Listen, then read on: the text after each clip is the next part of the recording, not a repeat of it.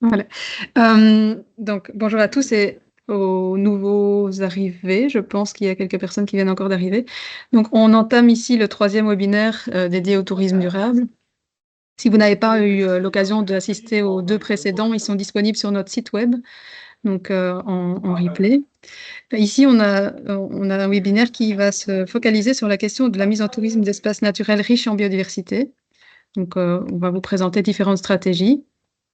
Et on a ici 3 intervenants. Donc on a, le parc naturel des Deux Ourtes avec Michel Paligot, Vincent Scaillet pour, le Virel, Nature et Adrien Lacomte pour, la réserve naturelle de Furfo. Je vais leur laisser la parole dans quelques instants, mais je vais d'abord vous faire une petite introduction sur le pourquoi, en fait, ce webinaire et pourquoi nous travaillons sur cette thématique en particulier. Donc, si ça veut bien passer à la slide suivante, voilà. Donc, la thématique du tourisme durable, en fait, elle est développée depuis plusieurs années dans les parcs naturels wallons. Pourquoi? En fait, parce que, les parcs naturels, wallons sont justement des endroits où on a une vue transversale des enjeux et justement le tourisme durable, nécessite cette vue transversale des enjeux. Donc on va croiser, les grandes thématiques du développement durable pour essayer d'arriver à un tourisme qui est compatible, sur les 3 aspects, en fait. Donc le principe aussi, l'intérêt, en fait, du développer un tourisme durable sur le territoire wallon, c'est aussi le fait que ce sont des territoires pluricommunaux cohérents et qui représentent, 40 du territoire rural. Donc c'est aussi des endroits où on peut tester des choses et ensuite les répliquer ailleurs. Hem et c'est ce qu'on fait depuis, de nombreuses années. Maintenant, il y avait le souhait, en fait, au sein de plusieurs parcs d'aller plus loin et donc il y a eu la Charte européenne du tourisme durable qui a été développée par Europarc, donc la Fédération des espaces, protégés européens. Donc en fait, la Charte européenne du tourisme durable, c'est une stratégie pour mettre en œuvre du tourisme durable à une échelle beaucoup plus large, donc une échelle territoriale, et du coup qui correspond à l'échelle territoriale d'un parc naturel. Donc il y avait cette idée de de creuser un peu, la faisabilité en fait de la mettre en œuvre dans nos parcs naturels wallons. Donc la fédération travaille depuis 2019 avec le soutien du CGT, donc le Commissariat général au tourisme, hem, à l'analyse et une enquête. En fait, on a commencé par une enquête pour voir un peu quelles étaient les attentes, des acteurs, de terrain.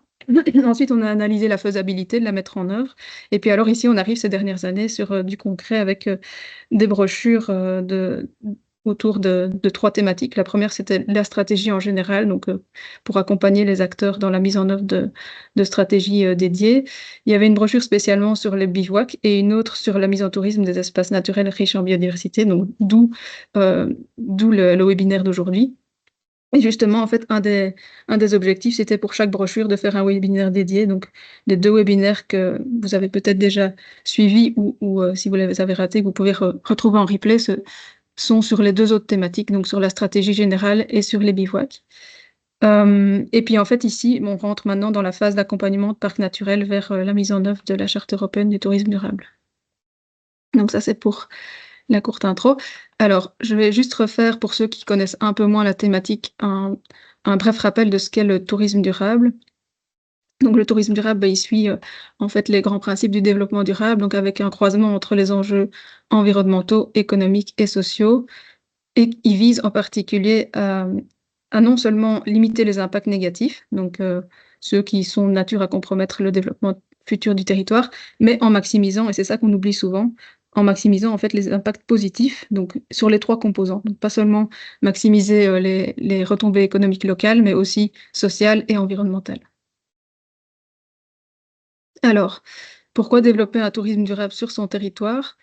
Eh bien, pour éviter ceci notamment, donc des surfréquentations, qu'on connaît souvent en hiver dans les Hautes-Fagnes, par exemple, avec du coup des impacts sur l'environnement et la biodiversité, des impacts sur la population locale parce que du coup, tout est embouteillé et ça crée des grands problèmes de mobilité, des conflits d'usage entre les différents, du coup, usages des milieux naturels et et surtout un impact, pour le touriste, en fait, avec, pas mal de gens qui venaient, dans l'idée de se prendre un bon bol d'air, paisible en plein milieu de la nature et qui se retrouvent à faire des files d'attente pas possibles et du coup, une qualité d'expérience nettement moindre. Alors c'est aussi, un autre exemple, c'est les conflits d'usage, notamment celui des bivouacs. Donc on a eu, un gros développement des bivouacs ces dernières années, mais avec des problèmes de surfréquentation ou de mauvais usage, en fait, qui étaient dus principalement à 4 élément, le fait que les feux étaient autorisés et du coup que ça attirait un public qui n'était pas nécessairement celui des randonneurs. Le deuxième, c'était le manque de réservation sur certains sites fort fréquentés. Un troisième point, c'était les campements en dehors de l'aire des bivouacs parce que certaines aires étaient assez petites et du coup les campeurs allaient s'installer ailleurs en forêt avec les problèmes que ça peut poser. Et en fait, et ensuite, le dernier point, c'était le fait que certains campements, certains bivouacs étaient installés trop près des routes et du coup attiraient un public de fêtards qui venaient avec tout le matériel pour faire la fête comme on peut la faire en Wallonie. Alors, du coup, pour résumer, en fait, les enjeux du tourisme durable, donc c'est des impacts négatifs limités, comme je disais, sur les trois aspects, et en particulier, du coup, au terme d'environnement et biodiversité, c'est l'impact sur la biodiversité locale et, un axe assez fort sur la limitation de l'empreinte carbone, donc avec plutôt une mobilité douce. Le deuxième aspect, c'est l'économie locale, donc l'idée de s'appuyer sur la diversification économique, donc créer des filières différentes pour avoir plus de résilience au niveau économie locale. Et le troisième pilier, c'est les questions sociales et culturelles avec un axe fort de participation citoyenne et de cohésion sociale. Alors ça, c'est ce dont on parle un peu moins en général quand on parle de tourisme, mais qui est hyper important dans le tourisme durable. Donc, c'est les impacts positifs maximisés, de nouveau sur les trois composantes. Donc, avec une préservation et restauration de l'environnement et de la biodiversité. Donc, l'idée, ça paraît assez peu intuitif, mais c'est de vraiment amener des plus-values économiques pour la conservation de la nature, avec des entrées, avec plusieurs types de stratégies qu'on ne verra pas ici en détail, mais que vous pouvez retrouver dans les brochures. Un deuxième point, c'est le soutien à l'économie locale, donc avec un axe fort sur les circuits courts, les emplois locaux. Le troisième, c'est l'intégration des questions sociales et culturelles, donc de culture, d'inclusion sociale et de bien-être. Et enfin, un axe transversal de sensibilisation et éducation à ces enjeux, avec pas mal de thématiques liées à l'immersion, en fait. Donc, on va avoir, par exemple, de la participation citoyenne, du monitoring d'espèces par des visiteurs, etc. Alors, comment développer un tourisme durable? Eh bien, je vais aller assez vite là-dessus parce que on pourrait y passer du temps. Mais donc, il y a trois niveaux en fait d'intégration possible du tourisme durable. Le premier, c'est celui qui est habituellement utilisé, c'est celui où on ajoute deux, trois actions dans un projet plus global de territoire ou de site ou d'un site touristique. Ça, voilà, c'est la stratégie classique qui était celle qui était mise en œuvre dans les parcs jusqu'ici.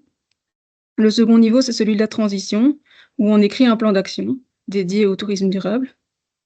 Et ces deux niveaux, en fait, ça s'applique généralement à un site touristique, un établissement touristique ou à un territoire communal ou pluricommunal. Mais on a aussi un niveau plus, plus complet, en fait, qui est celui vers lequel on veut aller dans les parcs naturels, qui est celui de l'intégration complète, donc avec une stratégie touristique euh, globale, donc qui comprend un état des lieux et un diagnostic initial, la mise au point d'une stratégie, donc un plan d'action, le monitoring, donc c'est-à-dire le suivi des mises en œuvre et des résultats des actions, et une évaluation des impacts et une évaluation ponctuelle globale de la stratégie. Et ça, en fait, ça ne peut se faire pour des questions de moyens et de cohérence qu'à une échelle territoriale plus large, et donc soit un parc naturel, soit une province, etc. Alors, du coup, on arrive ici depuis deux ans sur les résultats en fait, du travail initialement mené en 2019 avec des publications. Donc la première, c'est celle-ci, c'est l'installation et la gestion de bivouac en Wallonie, où en fait vous allez retrouver dans cette brochure une définition de ce qu'est un bivouac, les balises pour la création d'une aire de bivouac, la reconnaissance légale, des panneaux d'information à installer et un rappel du code forestier. La deuxième, c'est, désolée, l'image est un peu floue, euh, c'est celle sur les stratégies, justement, donc vraiment dédiée aux stratégies de tourisme durable, avec une définition de ce qu'est le tourisme durable, les trois niveaux d'intégration dont je viens vous parler, mais ici beaucoup plus détaillés. Un élément important et qui manquait jusqu'ici pour la mise en œuvre d'une stratégie, c'était la proposition d'un set d'indicateurs de suivi. Et alors ensuite, vous avez tout un volet sur des bonnes pratiques que dont vous pouvez vous inspirer, aller piocher sur les différentes thématiques. Et enfin, la dernière brochure, donc c'est la mise en tourisme des espaces naturels riches en biodiversité, ici qui est la thématique de ce webinaire. Donc, la brochure reprend en fait comment identifier un espace naturel riche en biodiversité pour quelqu'un qui n'est pas dans le milieu de la conservation de la nature. Donc, ça explique comment les localiser. Deuxième point, c'est comment structurer son projet. Le troisième montre en fait des exemples de stratégies de mise en tourisme de sites naturels. Et enfin, il y a un axe sur des conseils pour vous aider à gérer les fortes fréquentations. Alors, on va passer ici dans le concret par rapport à ce webinaire, donc en vous présentant les différentes stratégies de mise en tourisme d'espaces naturels riches en biodiversité qu'on retrouve ici à la fois en Belgique et dans les pays voisins. Donc il y a 4 grandes stratégies. Donc, voici, je vais passer rapidement sur chacune d'entre elles. Donc la première, c'est la réplique. Donc vous avez en fait un site naturel qui est ici, celui en hachuré. Je vais prendre mon pointeur, ça sera peut-être plus facile. Donc vous avez ici un site naturel qui est une zone avec des forts enjeux de conservation de la nature et une grosse fréquentation, donc on a envie de le préserver. Et la première stratégie consiste à faire une réplique, donc en choisissant un espace qui ressemble au territoire, qui peut se prêter à reconstituer les milieux qu'on trouve sur le site et à recréer en fait un site qui est une réplique en miniature de pas mal d'habitats du site, du grand site, mais où là on va aménager vraiment euh, la réplique de manière à accueillir un fort taux un flux conséquent de touristes. Et du coup, on amène les touristes plutôt sur la réplique que sur le site central, qui reste accessible, mais avec des visites en général. Alors ça, c'est du coup la première stratégie. La deuxième, c'est celle de la bordure, qu'on va retrouver en Haute-Campine, par exemple, où on a en fait plusieurs portes, enfin plusieurs accueils, en fait, plusieurs sites d'accueil, où on a un gros aménagement pour l'accueil touristique, sur des thématiques généralement différentes en fonction des sites d'accueil, et où on a une vue en fait sur le cœur du site, mais sans jamais avoir d'aménagement vraiment conséquent sur le cœur du site, qui est du coup protégé du dérangement. Donc ça, c'est une stratégie du coup assez atypique et où en fait, est-ce que j'oublie? Non, j'ai tout. Et alors, il y a la stratégie cœur de site qu'on verra aujourd'hui, qui est celle en fait où on va traverser l'ensemble du site avec certaines petites poches plus sensibles qu'on va laisser à l'écart du dérangement, mais où en fait le flux touristique est canalisé généralement le long de chemins balisés à l'intérieur du site et qui concentre en fait la fréquentation touristique. Ici, on a justement du coup une, une valorisation de l'ensemble du site naturel. On peut parcourir différents types de milieux et en fait, on a généralement une canalisation assez forte, donc avec plusieurs stratégies pour que les gens restent vraiment sur les chemins. Donc ça, on verra aujourd'hui un exemple concret. Et puis après, il y a l'exemple de la zonation, où en fait, on définit à l'avance, donc ça c'est typiquement l'exemple des Hauts-de-Fagne, où on définit à l'avance plusieurs zones. En fait, une zone de forte fréquentation, qui est celle en vert foncé, une zone où le milieu est protégé et où en fait le flux touristique n'est autorisé qu'avec une guidance. Et puis après, il y a des zones où il n'y a aucune fréquentation et aucune gestion. C'est généralement les 3 catégories. Alors ici, on verra des exemples aussi aujourd'hui. Et alors oui, donc il y a des règles qui s'appliquent à chaque type de zone. Alors aujourd'hui, nous avons du coup 3 intervenants. Nous avons Michel Paligot du Parc naturel des Deux Ourses qui va venir présenter un projet qui représente en fait la stratégie cœur de site avec une canalisation du flux de visiteurs le long d'un sentier qui existe déjà, qui traverse une réserve naturelle, et où en fait elle va vous présenter en fait un objectif qui était de diversifier en fait le public cible en, en développant tout un projet artistique en fait le long de ce chemin. Ensuite, on aura Vincent Scaillet, qui est directeur de l'aquascope de Virel, qui viendra présenter la stratégie de la zonation, qui est celle qui a été adoptée à Virel, avec une entrée qui est payante. Donc ça, c'est assez peu fréquent en Wallonie, donc c'est intéressant aussi de le souligner. Et alors, il viendra présenter en fait les nouveaux aménagements qui ont été ici récemment mis en œuvre, mais aussi ceux qui vont arriver, et l'intérêt de ceux-ci pour la gestion du flux touristique notamment. Et ensuite, on terminera avec Adrien Lacomte de la réserve naturelle de Furfo qui viendra présenter également la stratégie de la zonation. Ils ont également une entrée payante, mais ici avec un axe qui est intéressant aussi, c'est la réservation obligatoire en fait qu'ils ont mis en œuvre pendant le Covid et qui est toujours en application, où en fait il y a une réservation obligatoire les jours de forte fréquentation. Et ça, c'est une stratégie qui est assez peu fréquente en fait, en tout cas avant le Covid en Wallonie, et qui est intéressante de présenter. Et alors, ils ont aussi toute une série de nouveaux aménagements dont ils vous parlera. Alors moi, je m'arrête ici et du coup, je vais laisser la place à Michel.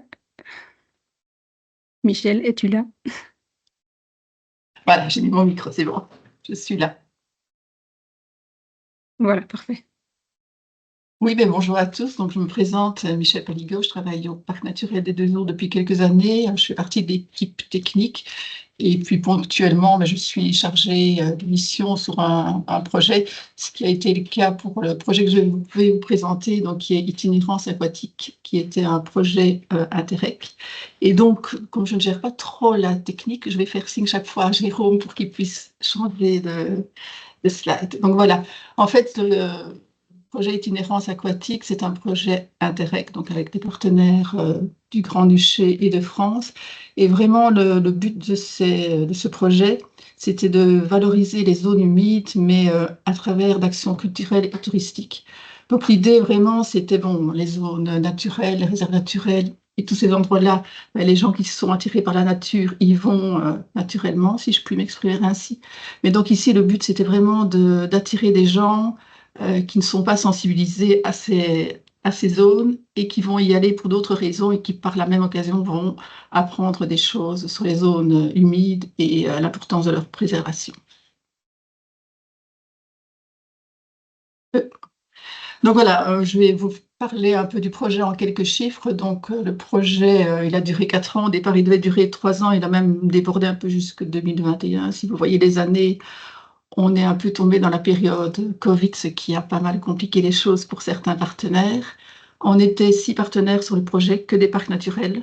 Pour la Belgique, on était 3 parcs, tous frontaliers, donc c'était les Deux Ourtes, la Haute-Sur, Forêt d'Anlier et le parc naturel de la Vallée de la Tertre. Au niveau de Grand-Ducal, il y avait un seul parc, c'était celui de la Haute-Sur. Et au niveau français, il y avait le parc naturel régional de Lorraine, qui était chef de file pour ceux qui connaissent le fonctionnement des projets Interreg, ça va leur parler. Et le parc naturel régional des Vosges du Nord. Donc, il y avait plusieurs actions dans ce projet, donc je vais vous les citer, mais je vais seulement en détailler une après. Donc, il y avait 9 actions qui étaient plus de la valorisation artistique. Donc, on a diffusé des spectacles qui étaient liés à l'eau, on a fait des ateliers de pratique artistique, on a créé et diffusé des performances artistiques, voilà, des expositions de photos, des œuvres qui existaient. On a installé des œuvres artistiques existantes aussi.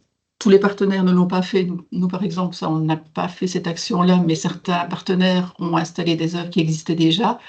Une des grosses actions du projet, c'était aussi la création d'un spectacle pour le jeune public. Donc, c'est un spectacle qui a été créé exclusivement pour le projet et qui tourne toujours maintenant. Donc, pour ceux que ça intéresse, c'était la compagnie des Petits Délices qui avait été choisie et le spectacle s'appelle Bleu Grenouille. Donc, le spectacle continue toujours à tourner.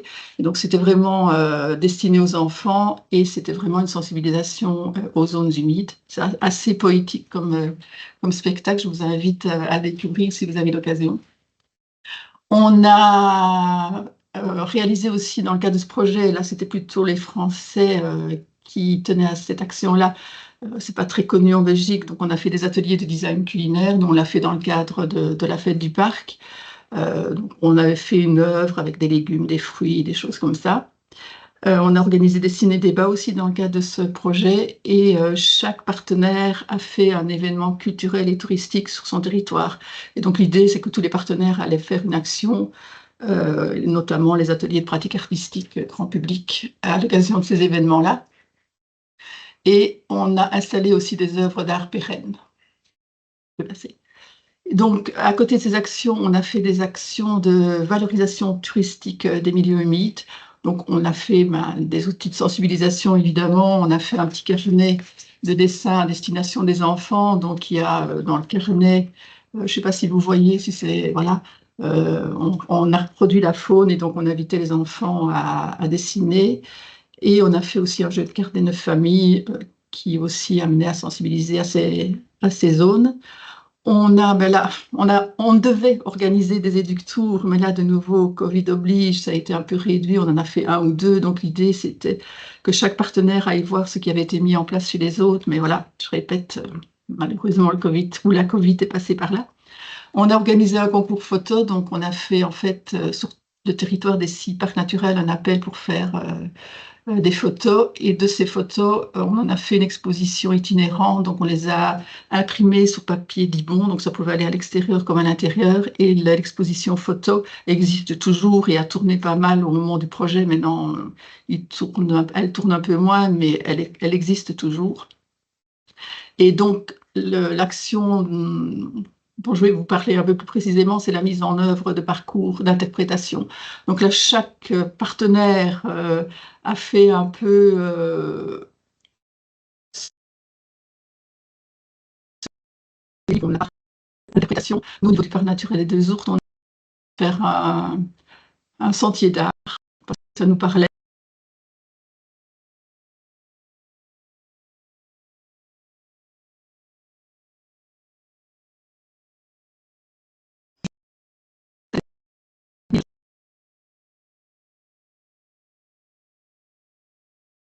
Il y a un budget de 25 respecter le budget. Le choix du site, on essayait pour chaque action d'aller dans une commune différente du parc, à savoir qu'il y a 6 communes sur le parc naturel des Deux Ourtes. Et donc le choix s'est porté sur la commune de Saint-Aude, qui est une des communes moins touristiques du parc naturel, et précisément sur la réserve naturelle d'Orty. Le choix, il est assez clair, c'est un endroit assez magique. Là aussi, je vous invite à aller le découvrir si vous en avez l'occasion. Et c'est surtout la raison, c'était la pérennité du projet. Donc pour ceux qui ont mené des projets Interreg, vous le savez, après le projet, il n'y a plus de budget. Et donc quand on met en place des choses qui sont matérielles, il faut bien prévoir l'entretien après le projet. Et donc ici, le sentier d'Orty, c'est un sentier qui était déjà aménagé, donc avec des panneaux didactiques, mais là, plus vraiment sur la faune, la flore, parce qu'il y avait eu un projet live qui avait été mené sur cet endroit-là. Donc il y avait vraiment déjà des beaux panneaux didactiques qui existaient. C'est une réserve naturelle, zone humide, donc les passages n'étaient pas toujours aménagés. Ici, c'était le cas, il y avait déjà des caillebotis. J'ai mis une passerelle, mais il y en a même 2. Il y avait déjà un balisage qui était fait. Donc la promenade, en fait 3,3 km. Et l'entretien était déjà assuré par le syndicat d'initiative de Saint-Aude et la commune. Donc tout était mis en place pour que ce projet soit pérenne dans l'avenir et qu'on n'ait pas de soucis, enfin, pas trop en tous les cas au niveau de l'entretien. Au niveau de la mise en place du projet, entre le moment où on a choisi le lieu et le moment où on a fait l'inauguration, plus d'1 an s'est passé, parce que voilà, il y a une grosse réflexion qui a été faite en amont. Et un des gros postes, c'était la rédaction du cahier des charges et l'appel à projet, surtout la rédaction du cahier des charges. Donc il faut vraiment savoir, quand on mène ce genre de projet, ce qu'on veut faire et prendre toutes les précautions en amont pour que ça ne capote pas au dernier moment, puisque réserve naturelle. En plus, ici, on est en partie en site Natura 2000, donc ce sont vraiment des zones très sensibles et on ne peut pas faire n'importe quoi. Donc, on a pris toutes nos précautions pour le cahier des charges. J'expliquerai un peu plus après comment on a procédé. On a sélectionné les œuvres, évidemment. on a sélectionné un jury, c'était plutôt dans l'ordre inverse. Et puis après, forcément, on met des œuvres en place. Il faut faire une demande de permis d'urbanisme, ce qui est assez lourd aussi. Euh, on a choisi, nous, pour la mise en place des œuvres, d'organiser une semaine de résidence pour les artistes. Et puis, la cerise sur le gâteau, au bout de la semaine de résidence, on a inauguré le projet, pas en grand pompe, on a fait ça en respectant l'endroit et la philosophie de l'endroit. Donc oui, voilà, l'appel à projet, comme je disais, le cahier des charges, il fallait vraiment prendre toutes nos précautions. Donc, avant de faire quoi que ce soit, on a fait une rencontre avec les représentants de la commune, puisqu'on savait que après le projet, c'était eux aussi qui allaient en partie s'occuper de l'entretien du sentier et des œuvres mises en place. À cette réunion, on a invité aussi le DNF et la direction des voies d'eau non navigables. Donc, c'était les partenaires qui étaient chargés de la préservation de l'endroit. Et donc, à cette réunion a été décidée toute une série de critères qui allaient entrer en compte dans le cahier des charges qu'on allait mettre en place. Et donc, le choix des matériaux, forcément, locaux et durables, ça c'était important, forcément.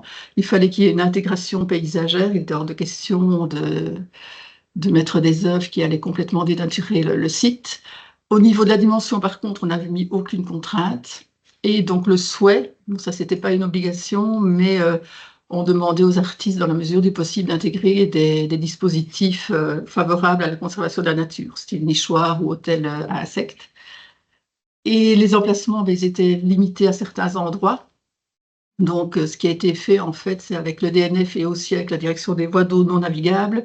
Il y a une première visite du site. Et donc là, des emplacements ont été déterminés. Donc, des emplacements où il était hors de question de mettre les œuvres et d'autres où c'était autorisé sous certaines conditions. Par exemple, il y a un endroit, il y a une œuvre qui a été mise. La réserve naturelle a été un peu envahie par les castors, donc il fallait faire attention à ce que les œuvres ne risquent pas de tomber si un castor venait ronger l'arbre sur lequel l'œuvre était installée. Donc voilà, il y avait vraiment des contraintes et ça a vraiment été un gros travail et c'est important de le savoir avant de mettre en place un projet qui est dans des zones sensibles comme les réserves naturelles. Au niveau de l'enveloppe budgétaire qu'on avait allouée par œuvre, on en a beaucoup discuté avant et donc on a mis une enveloppe qui allait de 500 à 4000. 4000 pourquoi? Parce que ça nous assurait d'avoir au moins 6 œuvres sur les 3 kilomètres et 500 parce qu'on se disait que des artistes qui avaient envie de proposer quelque chose de plus petit pouvaient le faire aussi. Et donc, au niveau de l'installation de l'œuvre, là, par contre, on avait déterminé la semaine, puisque on a fait une semaine de résidence, au terme de laquelle on a inauguré le 21 septembre 2019 le sentier. Voilà, il y avait plusieurs critères de sélection au niveau de... Je ne sais pas si tu n'as pas passé... C'était le suivant, ça? C'était pas le jury avant? Pardon, ça va, c'est bon. Donc, au niveau des critères de sélection, on avait quelques critères sur lesquels on ne voulait pas déroger. Donc, forcément, le caractère durable de l'œuvre, puisque voilà, il fallait être logique avec l'endroit sur lequel on mettait les œuvres. Le respect de la philosophie du projet Interreg et la philosophie aussi d'un parc naturel. L'originalité et la simplicité du projet. Donc, c'était vraiment 3 critères auxquels on tenait beaucoup. L'intégration, évidemment, comme je le disais avant, on ne voulait pas que l'œuvre dénature l'espace. Et bon, le contexte, les œuvres inspirées du site, il y en avait, vous allez le voir, étaient aussi privilégiées. Au niveau de la durée de garantie, c'est aussi ça, c'est quelque chose qui est important quand on met des œuvres d'art ou quelque chose de matériel sur un site, c'est de bien insister sur la garantie des œuvres. Et je vous expliquerai après, il y a eu 1 ou 2 problèmes sur certaines œuvres. Et le coût et la faisabilité du projet. Et donc, oui, forcément, le coût, il faut que ce que l'artiste propose et le coût qu'il demande soient cohérents. Et la faisabilité du projet aussi, vous allez le voir aussi pour une œuvre. Et on a eu aussi le cas pour l'œuvre pérenne qu'on a mis, qui était très lourde, qui était dans un site un peu délicat. Il faut que ça soit faisable au niveau technique. Et après aussi, c'est pas grave, tu peux rester là.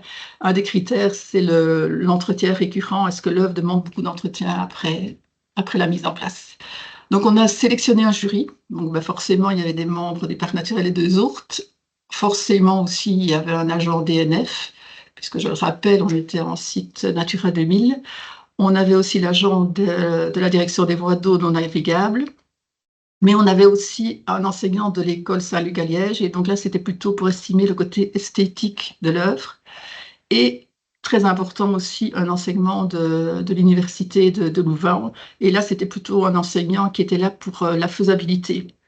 Vous verrez la photo après, il y a une œuvre très lourde qui a été suspendue entre deux arbres, donc il fallait qu'on soit sûr, en fonction de l'explication technique de l'artiste, que ça allait tenir et qu'il n'y aurait pas de souci. Et donc voilà, c'est anecdotique, mais chaque membre a dû signer un papier pour dire qu'il n'était pas intéressé par le projet. La mise en place des œuvres. Donc avant la mise en place, forcément, puisqu'on changeait, on mettait des choses en place sur un site, on a dû faire une demande de permis d'urbanisme. En collaboration avec la commune, donc comme je le disais, on a mis une semaine de résidence et donc les artistes étaient accueillis chez l'habitant. Pendant cette semaine, on a organisé une journée chantier ouvert. Donc, on a eu pas mal de monde qui sont venus à la journée et ça a permis aux habitants de partager avec les artistes. Et on a eu aussi une école qui est venue cette journée-là. Et le dimanche, on a inauguré le sentier.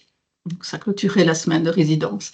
Et franchement, si vous faites ce genre de projet, je vous invite à faire cette semaine de résidence parce que ça a vraiment été riche en échanges entre les habitants, enfin les visiteurs, ceux qui venaient sur le chantier et les artistes, mais surtout aussi entre les artistes, entre eux. C'était vraiment assez sympa à faire. Mais forcément, projet, qui dit projet dit communication. Donc, on a réalisé un panneau qui est à l'entrée du sentier avec un QR code. Et donc, il suffisait de scanner le QR code et les participants, enfin les promeneurs, avaient le parcours, la description des œuvres et leur emplacement.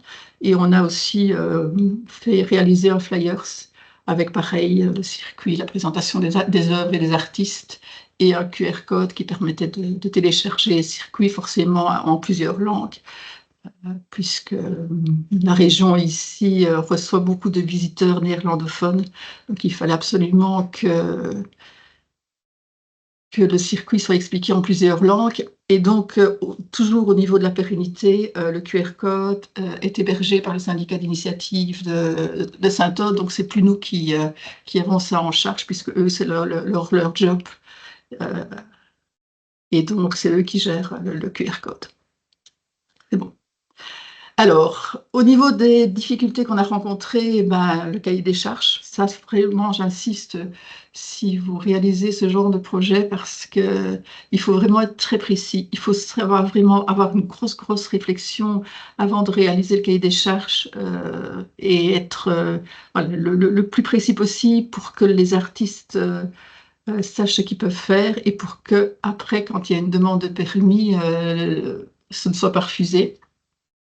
Ben forcément, le demande de permis d'urbanisme, pour ceux qui ont déjà euh, fait déposer des permis d'urbanisme, en plus ici c'était un peu particulier, ben, vous savez que c'est très lourd administrativement. Et je reviens sur le cahier des charges aussi. Donc nous, on était sur un terrain où il y avait des propriétés communales, mais il y avait aussi des propriétés privées. Et donc là, au niveau du RGPD, ça ne nous a pas facilité les choses parce que c'était très compliqué pour rechercher les propriétaires privés. Et après, ben, la prise en charge des réparations suite à des dégradations, des problèmes au niveau des œuvres. Et donc ça, pareil, il faut vraiment prévoir en amont. Et donc, je parlais de la garantie, et nous, on n'a pas été assez loin au niveau de la garantie. On l'a demandé au niveau des cahiers des charges.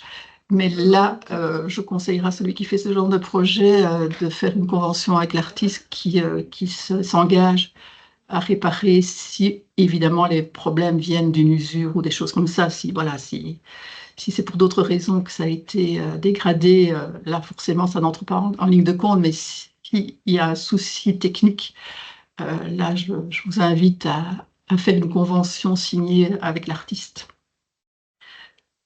Donc voilà, je vais vous montrer quelques photos. Donc sur le parcours de 3 kilomètres, il y a 9 œuvres et 5 artistes, parce qu'il y a un artiste qui a proposé pas mal d'œuvres qui étaient toutes super intéressantes. Donc vous voyez le parcours, le parcours. On est vraiment, on tourne dans la réserve naturelle, c'est vraiment magnifique. Il y a des parties boisées, il y a des parties avec des étangs, et on passe sur une passerelle au-dessus d'un ruisseau, une autre passerelle qui passe au-dessus de l'Ourthe. La grande ligne droite que vous voyez à gauche, c'est de l'ancienne voie de tram. Donc voilà, c'est vraiment un endroit bucolique qui était déjà assez fréquenté, mais pas surfréquenté. Et heureusement pour nous, ça ne reste pas trop fréquenté. C'est vraiment très agréable. Je parlais aussi d'installations qui avaient été mises en place avant qu'on arrive. Au niveau du parc naturel, on avait mis un verger d'arbres fruitiers à l'entrée de la partie verte qui est en dessous, vraiment à l'entrée du sentier. Il y a des ruchers aussi qui ont été installés et il y a une aire de pique-nique et de barbecue qui est installée à l'entrée. Donc vraiment tout est fait pour que ce soit un endroit convivial. Et ça reste un endroit qui est fréquenté, mais c'est de la fréquentation douce. Donc là, le pari est vraiment gagné. On n'a jamais eu de surpopulation, on n'a jamais eu de dégradation sur les œuvres. Donc vraiment, c'est un endroit qui est respecté. Voilà. Je ne sais pas si c'est de la chance ou si c'est l'endroit qui provoque cette réaction-là, mais voilà, on est vraiment sur un endroit qui est vraiment bien préservé. Donc, je peux vous montrer, voilà, c'est les œuvres qui ont été mises en place. Donc, ça, c'est la première. Donc, c'est pas un vrai arbre, en fait, c'est un peu un arbre Ikea, c'est un kit. Donc, c'est tous des petits morceaux. Et donc, on ne le voit pas très bien sur la photo, mais il y a des veines et il y a des zones plus sombres. Là, donc, ce sont des vers qui ont été insérés dans l'arbre.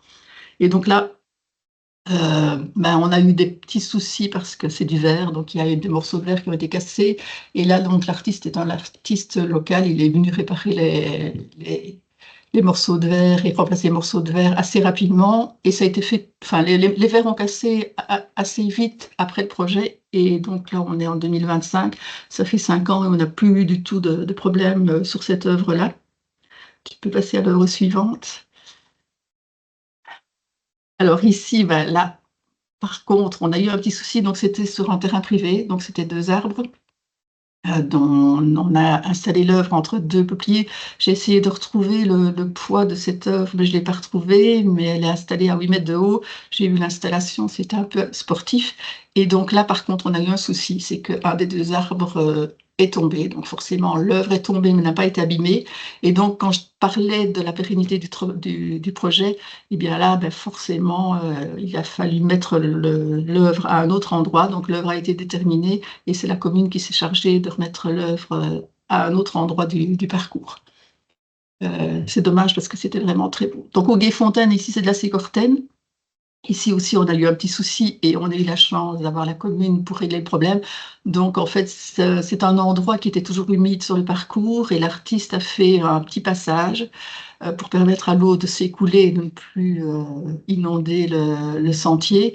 Et donc, vous voyez à droite la photo, donc avec le parcours et avec le QR code, il y a une petite explication pour faire un petit moulin à eau avec les éléments de la nature qui se trouvent sur le site, et donc des plumes, des branches, enfin tout ce qui se trouve sur là. Et donc on a ici l'exemple du petit garçon qui fait aller son moulin à eau. Et donc le problème qu'on a eu ici, c'est que l'eau ne coulait plus. Donc de nouveau, la commune a fait des petits travaux nécessaires pour que l'eau continue à s'écouler par le gué.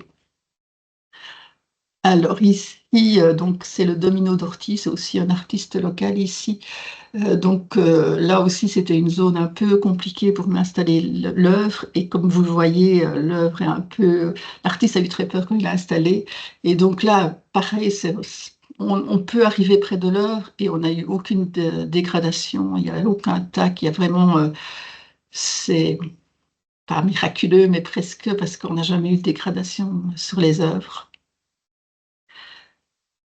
Alors ici, faut tendre les yeux. Enfin, donc ici, l'œuvre, en fait, c'est la ligne rouge que vous apercevez très vaguement au fond des arbres. Donc ça longe un ruisseau, c'est une œuvre qui fait 100 mètres. Et donc là, quand je vous parlais de l'importance de prendre ses précautions quand on choisit les œuvres, donc l'artiste avait proposé 2 œuvres, donc cette œuvre qui a été retenue et qui est un cordage rouge qui fait 100 mètres de long, qui peut représenter le parcours du ruisseau, et il avait présenté une alternative avec des pierres qui pouvaient bouger et faire du bruit, et donc là le DNF a refusé parce que ça allait faire du bruit et que ça allait perturber la faune locale. Donc, on a opté pour cette œuvre-là. Et donc, il faut vraiment bien regarder quand on longe le sentier pendant 100 mètres, il y a ce cordage qui longe. Et donc là, ici, on a eu un petit souci technique, c'est-à-dire que, bon, c'est pas 100 mètres tout du long, il y a des collages qui ont été effectués et il y a un collage qui s'est, enfin, il y a une partie qui s'est décollée. Et donc là, l'artiste nous demandait un peu trop cher pour venir le réparer. Donc de nouveau, là, on a fait appel à la commune pour le réparer. Donc c'est bien important de faire signer une convention avec les artistes qui s'engagent à venir réparer s'il y a un petit souci de ce genre-là, parce que là, clairement, c'est un souci technique. Autre œuvre, là aussi, il faut un peu regarder. Donc, en fait, c'est une passerelle qui passe au-dessus de l'Ourthe. Et donc, l'œuvre s'appelle Le Nageur. Donc, c'est une structure en acier. Et donc, le nageur a été fixé en dessous de la passerelle. C'est vraiment ce qui dépasse de la passerelle des 2 côtés. Et donc, ça représente un nageur. Donc, on a les jambes. C'est très symbolique, mais on a les jambes d'un côté et la tête de l'autre. Si on ne connaît pas le titre de l'œuvre, ne devine pas nécessairement que c'est un nageur. Et donc là, par contre, on a eu une petite dégradation parce que voilà, c'était un passage sur la promenade. C'est assez fragile au niveau de la structure. Donc pour le moment, cette œuvre-là n'est plus en place. Et en plus, la commune va changer la passerelle de place. Mais voilà, c'est prévu que la passerelle, quand elle sera déplacée, remise à un autre endroit, le nageur reprendra sa place. Donc, de nouveau, très important, penser à la pérennité et à l'après-projet. Donc le suivant, donc quand je vous parlais de l'ancienne voie de tram, donc là c'est une très grande ligne droite qui longe le tram. Ici de nouveau, ce serait très tentant de dégrader cette œuvre et de mettre des tas qui n'en a jamais eu de souci. Donc c'est une pierre bleue, ça a été taillé toute d'une pièce, posée sur de l'acier Corten. Et donc voilà, elle longe, on passe vraiment à côté et on n'a jamais eu de souci au niveau de cette œuvre-là. Et la dernière œuvre, en fait, tu peux passer. Et voilà, donc c'est la nature reprend toujours ses droits. Et donc ici, ben, l'œuvre entoure un arbre, mais aucun souci pour l'arbre. Et c'est le cas pour toutes les œuvres. En fait, il n'y a aucun impact sur la nature. On n'a rien abîmé, on peut tout enlever et tout restera comme c'était avant. Et donc ici, l'artiste en plus a mis un abri à insectes dans l'œuvre. Donc c'est ce qui avait été demandé au niveau du cahier des charges. Et donc là, ici, il a inclus un hôtel à insectes dans son œuvre. Donc voilà, j'ai terminé ma présentation. Donc si vous avez des questions, j'essaierai d'y répondre. Voilà, nous, on est vraiment... Ah oui, pardon, excuse-moi. Oui, c'est vrai. Donc quand je parlais des budgets qui allaient de 400, de 500 à 4000, donc ici, il reste un petit bout de budget. Et donc l'artiste a proposé, tout le long du parcours, il y a 11 endroits où ça s'est fait. Et donc, avec des feuilles d'or, il a mis des mots ou des expressions qui avaient toutes très à l'eau. Ici, flot et l'or bleu. Donc voilà, si vous avez des questions, j'essaierai d'y répondre. Mais voilà, c'était vraiment un chouette projet et on rentre vraiment dans la philosophie du tourisme durable en évitant la surpopulation parce qu'on n'a jamais eu de soucis et en respectant vraiment l'endroit où ont été installées les œuvres. Et en espérant sensibiliser un public un peu différent de celui qui va généralement dans ces zones. Je ne sais pas si j'ai respecté mon timing. Voilà, si vous avez des questions. Merci beaucoup, Michel. Merci pour ce témoignage qui est aussi très positif en termes de respect du coup des touristes, aucune dégradation des œuvres. Oui, oui, franchement, voilà. Je vous répète, je ne sais pas si on a eu de la chance ou quoi, mais c'est vrai que c'est assez encourageant et c'était vraiment un beau projet. Alors, il y a juste, je les découvre en même temps parce qu'elles viennent d'arriver à l'instant, une petite question. Donc, merci pour toutes ces infos, mise en garde et bravo pour ce projet. Est-il envisageable de partager le cahier des charges? Ça, je ne sais pas si tu en disposes et si on peut Oui, il n'y a pas de souci, je peux. transmettre. Oui, il n'y a pas de souci. Je peux l'envoyer vous l'envoyer à vous et puis vous le dispatchez. Oui, on peut faire ça. Donc, Il n'y a pas de ceux problème. qui le souhaitent, nous, on peut transférer. Pas de souci. Alors, une autre question au niveau des délais entre l'élaboration du cahier des charges et la réalisation des œuvres et l'inauguration. Combien de temps est-ce que ça vous a mis? Il me semble que tu en as parlé à un moment Donc, j'ai donné. dit, oui, à partir du moment où on a commencé à travailler sur le projet, je pense qu'il y a dû y avoir à peu près 1 an. Alors, si je me souviens bien, parce que ça fait quand même quelques années maintenant, je pense qu'on a déposé le permis d'urbanisme en janvier et donc pour une réalisation en septembre. Ah oui. Si je me souviens bien, hein, c'est de cet ordre-là. Il faut quand même prévoir un assez long, parce que c'est très long entre le moment où cahier des charges, l'appel à projet, la sélection des œuvres, le permis d'urbanisme, ça prend un certain temps, même si on avait pris toutes nos précautions. Et on a été directement nous, à l'urbanisme à Arlon ici pour être sûr de faire les choses bien.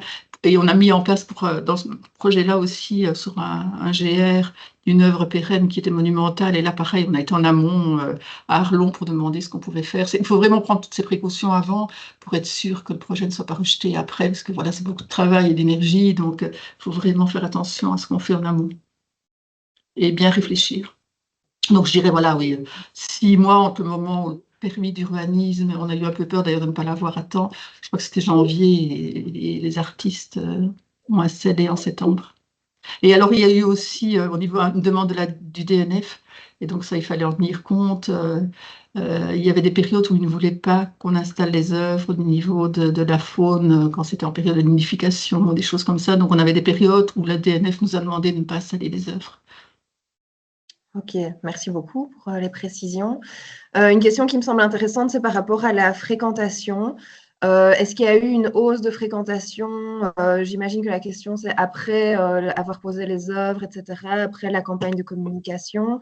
Et comment est-ce que vous mesurez la fréquentation sur ce site? Alors, par contre, là, j'aurais dû le faire, mais j'ai pas pris. Mais je peux le faire. Je peux faire la demande et vous donner l'information après, puisque c'est le syndicat d'initiative qui gère un peu la fréquentation. Et ça, je peux leur demander et vous donner l'information après, parce que là, j'ai pas la réponse, par contre. Ok. Mais voilà, c'est une promenade. Moi, j'y vais régulièrement parce que j'adore l'endroit, en dehors du fait qu'on a mis des œuvres dedans. C'est vraiment un bel endroit. Et chaque fois, il y a du monde, mais c'est très diffus, donc c'est jamais. Mais par contre, il y a aussi, il y a eu sur cette promenade-là, je ne sais pas si vous connaissez, un totémus qui a été mis en place. Donc au niveau du totémus, je pense qu'ils vont pouvoir vous donner les chiffres, mais voilà, moi, je n'ai pas l'info là à vous donner. Ok. Et alors, si tu transfères le cahier des charges, il y a une personne qui est aussi intéressée d'avoir un exemplaire du jeu des familles. Je ne sais pas s'il y a un PDF disponible pour donner une idée peut-être. PDF, je regarde si c'est nous qui l'avons. Moi, je peux vous montrer le jeu. Voilà. Je vais regarder, mais par contre, on en a en suffisance, donc je peux en envoyer, ou si quelqu'un passe, ou si Vincent vient à une réunion à la fédération, il peut en prendre quelques-uns, ce serait disponible à Namur. Enfin voilà, il y a moyen de t'en disposer. Pour le PDF, je vais regarder, je ne sais plus si on l'a, si c'est nous qui l'avons. Je ne sais pas de quelle région vient Céline, mais si jamais donc c'est disponible au parc naturel des Deux-Ourtes, et nous, on peut en avoir aussi quelques exemplaires à la Fédé, donc à Jambes. Donc voilà le jeu en fait des 7 familles. Et voilà le flyer en fait dont je parlais. Donc voilà, d'un côté c'est la carte avec le QR code et de l'autre côté c'est toutes les œuvres avec leur emplacement, et, le nom des artistes et la note d'intention aussi de chaque artiste.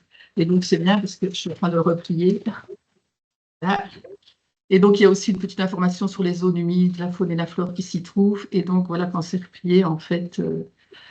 Ça donne ça, donc ça se met dans la poche très facilement. Ok, super. Et ça aussi, on en a, ça aussi, si certaines personnes en veulent, je peux en faire déposer à la Fédé. Super. Et on en a ici.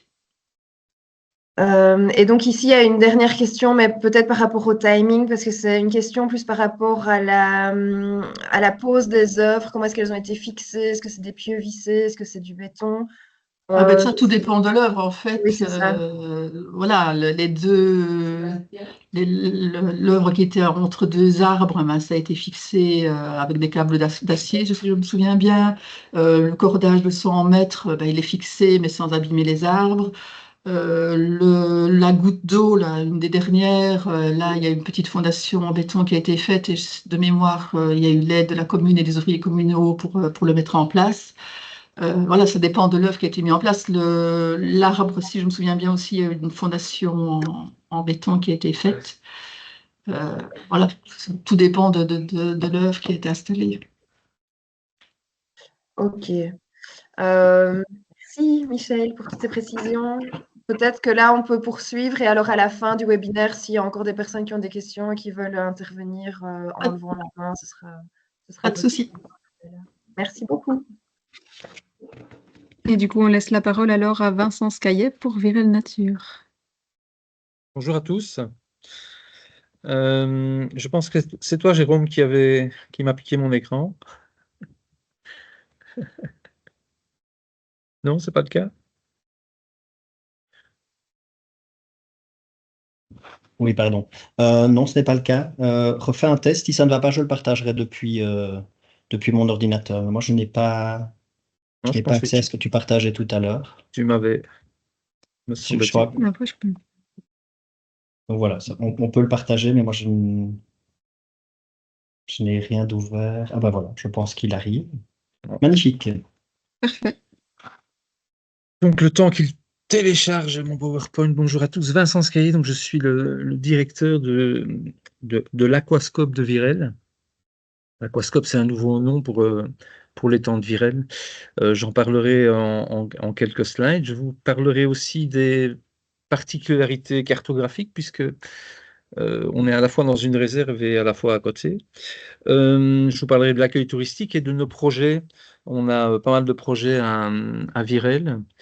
Et vous constaterez par la suite qu'on est dans des zones sensibles. Je vous expliquerai aussi comment fonctionnent les projets chez nous. C'est quand même des projets de construction importants. On vient d'en parler, la complexité administrative, j'en toucherai quelques mots. Et enfin, est-ce qu'il y a des effets sur la réserve naturelle du fait qu'on pratique du tourisme? Au besoin, je vous ai laissé mon numéro de portable, n'hésitez pas, je suis disponible. Le nom Virel étant de Virel, anciennement lac de Virel, vous voyez une photo des années 60-70 là. En fait, le lac de Virel comme lieu touristique existe depuis, je dirais, l'après-guerre, même s'il était fréquenté entre les deux guerres, mais c'est un vieux site wallon de tourisme. Avant la création des lacs de l'Odeur, d'ailleurs, on l'appelait la plage des Ardennes, puisqu'on disait les Ardennes à l'époque, hein. Voilà, donc la particularité, c'est que avant d'être une réserve, c'était un site touristique.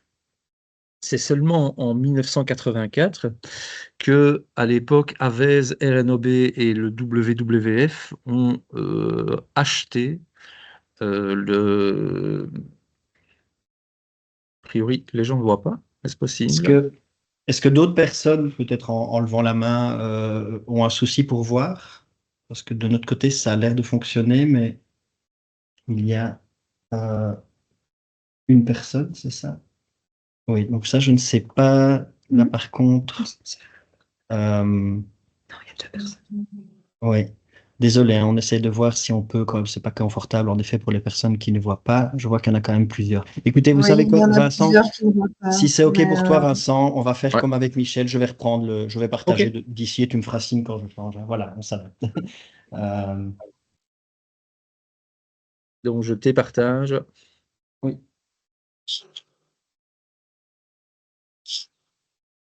En plein écran. Et là, j'espère que ça fonctionne bien pour tout le monde. Ok. C'est bon. Voilà. J'en étais. Oui, donc c'est seulement en 1984 que le site a été racheté donc, par les trois organismes, hein. Aujourd'hui, c'est VVF et Natagora. En fait, ça a été racheté exactement par la Société Générale de Banque et nous avons un bail amphithéotique sur le terrain. Depuis lors, on a racheté des terrains, on a agrandi le domaine, mais par rapport à ce qu'on vient de voir juste avant, nous, le domaine n'est que de 135 hectares en soi. On a 3 axes dans les statuts de la SBL. La conservation, bien sûr, puisqu'on a depuis 1984 dessiné sur la carte une réserve naturelle, et donc on est vraiment dans la conservation de la nature. On a clairement du tourisme, puisque l'idée était à la fois de continuer à faire du tourisme sur le site, tout en y faisant la promotion de la nature. Et entre autres, pour faire la promotion de la nature, il y a eu la création d'un, ce qu'on appelle encore aujourd'hui, quasiment 40 ans après, le service éducatif, et qui a donc mission de faire de l'éducation à l'environnement pour un ensemble de publics, que ce soit scolaire, mais aussi des adultes. Voilà, on a pas mal de publics à ce niveau-là. Voilà, tu peux passer à la suivante. Le site... ouais.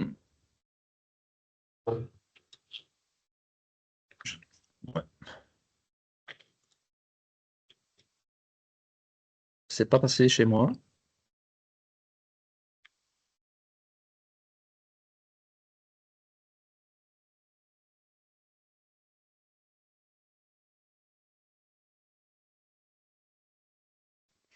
Je repartage parce que du coup, il y a un petit souci Oui, technique. sans... Hop. Vous me dites comme vous voyez. Moi, je vois en tout cas. Il n'est pas en présentation, mais... Ouais, c'est ça que j'essaie de... Oups. Hop, voilà. Donc on était ici ou pas Exact. encore? Oui, Ça, ok. c'est pour vous donner, c'est une photo aérienne hein, qui représente quasiment l'intégralité du site. Et puisque la première vocation dont je vous parlais, c'était la vocation conservation, et donc nous avons organisé tout le site en fonction d'unités de gestion. Et donc, vous avez un détail avec le tableur qui reprend toutes les unités de gestion. Unités de gestion parce qu'en fait, on gère une partie de la réserve naturelle. Hein. On y organise des travaux de fauche, etc., pour améliorer les milieux, pour accueillir plus de faune principalement, mais aussi de la flore. Hein. Entre autres, on creuse des mares, on fauche régulièrement. On a une zone qui est principalement située tout le long de l'étang et qui est vraiment une réserve intégrale, où on laisse vraiment le milieu évoluer, entre autres la roselière, même si aujourd'hui on la fauche et on a fait quelques travaux. Euh, et enfin, dans la partie hachurée sur la carte, la partie principale où on privilégie l'accueil des touristes. Alors, c'est une zone qui historiquement était la zone navigable sur l'étang, puisqu'on y organisait des régates, du pédalo, etc. Et sur la zone sud, vous avez toute la partie touristique qui est visitable et qui en soi est très peu importante par rapport au reste du domaine. Donc, lorsque vous venez visiter le site, vous avez environ 50 hectares dévolus au tourisme et tout le reste est réservé à la réserve naturelle. Euh, il faut savoir que la richesse au niveau, c'est surtout ornithologique, on a énormément d'oiseaux, existait avant la création de la réserve. À la limite, il y avait certaines espèces qui étaient plus présentes avant la création de la réserve qu'aujourd'hui. Je parle principalement, par exemple, du butor étoilé, qui est une espèce qui commence vraiment à diminuer, dû à la présence quand même importante de sangliers dans les bois qui entourent la réserve. Et donc, c'est un problème, on a un problème de prédation sur les nicheurs au sol. Voilà, alors on voit clairement, vous avez en vert les parties qui sont vraiment en réserve intégrale, hein, en vert avec les différents petits ronds. La partie hachurée, c'est clairement la roselière, c'est une des plus grandes de Wallonie, si je ne me trompe pas. Et enfin, au centre de l'étang, la partie touristique. Il faut savoir que même dans la partie touristique, on gère en fonction des mêmes règles quasiment que dans la réserve. Ça signifie qu'on ne fait pas de travaux, bien sûr, pendant la période de nidification, et on adapte nos activités dans la roselière aussi en fonction des nidifications. Ça veut dire que on peut visiter une partie de la réserve uniquement avec des guides, qui sont nos guides en fait, en petits groupes et uniquement à certaines périodes. Voilà, la suivante.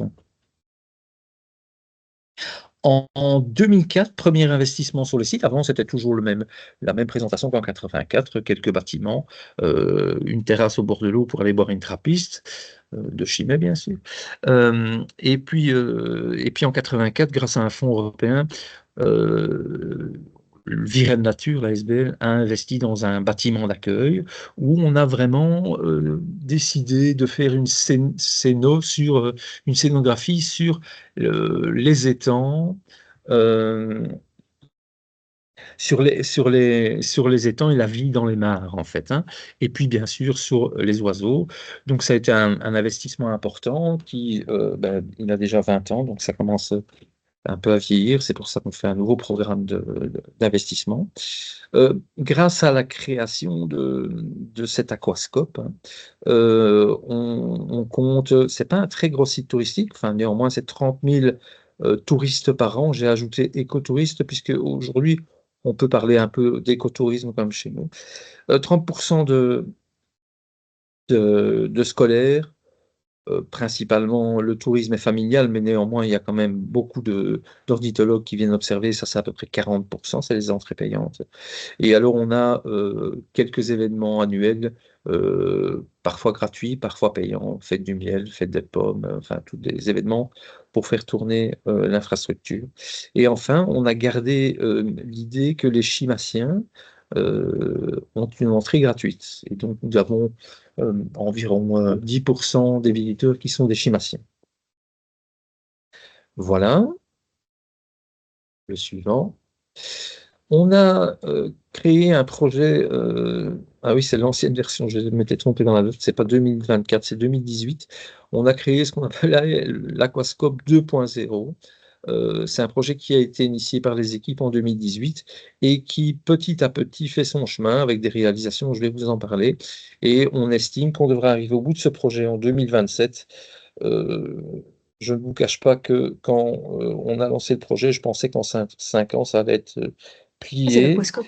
et pas du tout, puisqu'on on en est bien loin, puisqu'il nous reste encore une grosse phase de travaux à faire. Voilà, la suivante. L'idée était d'abord d'améliorer les sites de nidification pour les oiseaux, hein. Je vous ai parlé de cette prédation des sangliers sur les oiseaux nicheurs au sol dans la grande roselière. Et donc, on a vidé l'étang et on a installé dans la zone touristique, vous voyez comme quoi on peut mélanger les deux. Dans la zone touristique, on a créé euh, une trentaine d'îlots, chaque îlot ayant une fonction particulière pour attirer certains types d'oiseaux. L'objectif était d'attirer plus d'espèces et vous verrez les stats par la suite. Plus d'attractivité, bien sûr, puisqu'aujourd'hui, le tourisme fonctionne principalement par ce qu'on appelle l'effet wow ou l'effet Instagram, hein. Vous avez tous les images de ces sites touristiques wallons ou belges, hein. Tout le monde veut y aller. On a vu la, trop de monde dans les Hauts-de-Fagne. Nous, on arrive à gérer quand même notre public. Donc, 30 000, je pense qu'on pourrait franchement passer à 60 000 visiteurs par an sans aucun problème. Néanmoins, il nous arrive aussi d'avoir trop de monde. Ça a été le cas un peu comme tout le monde après la période Covid. On était les seuls sites que l'on puisse visiter puisque c'était une visite extérieure. Et donc, on s'est retrouvé effectivement sur des week-ends particuliers comme le week-end de Pâques, etc., juste après Covid, avec trop de monde dans les affûts et donc des problèmes de gestion de public complètement différents. On peut imaginer que des enfants, ils ont envie de courir et que des ornithologues, ils ont envie de regarder les oiseaux. Et c'est pas parfois facilement compatible. Donc l'objectif, clairement, c'est avec un confort d'accueil plus important pour les touristes. Et pour les touristes, on parle de tous les touristes, puisque on a vraiment axé notre rénovation sur les publics en situation de handicap.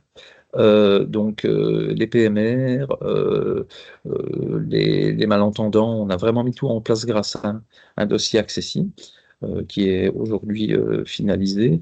Mais on veut aussi proposer plus de confort d'accueil en augmentant le nombre de lieux d'affût pour les touristes. Et dans les affûts, puisqu'on a créé des îlots, en fait, les affûts sont beaucoup plus proches de la réserve, enfin de la réserve, des oiseaux, que ça ne l'était précédemment. Ça signifie que quand vous étiez il y a 5 ans ici, les oiseaux étaient de l'autre côté de l'étang.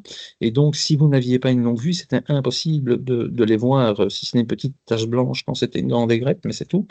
Aujourd'hui, grâce à des affûts plus proches des îlots, on a la possibilité de voir à 30-40 mètres des oiseaux rares. Pour vous donner une idée, ben, quand on a créé les îlots, on devait terminer le 30 mars, hein, puisqu'on ne peut plus faire de travaux au-delà, hein, puisque ce sont les périodes de nidification.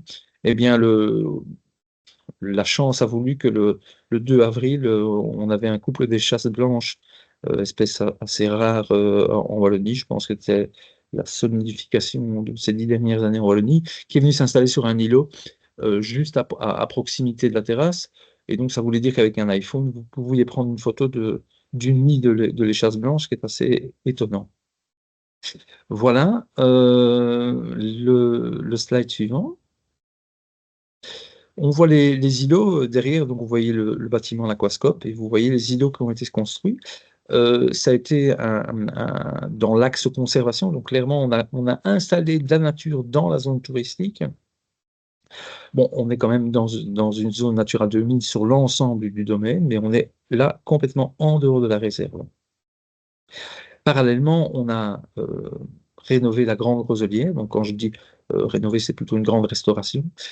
Pour garder une roselière attirante, attrayante pour les espèces, en fait, il faut plusieurs dimensions de roseaux. Et donc, en creusant, en étrépant une partie de la roselière, donc l'étrépé, c'est vraiment retirer 30 à 40 cm d'épaisseur de terre dans la roselière. Donc, imaginez-vous, c'est quand même important comme épaisseur, et on l'a fait sur l'équivalent de 2 terrains de football, là.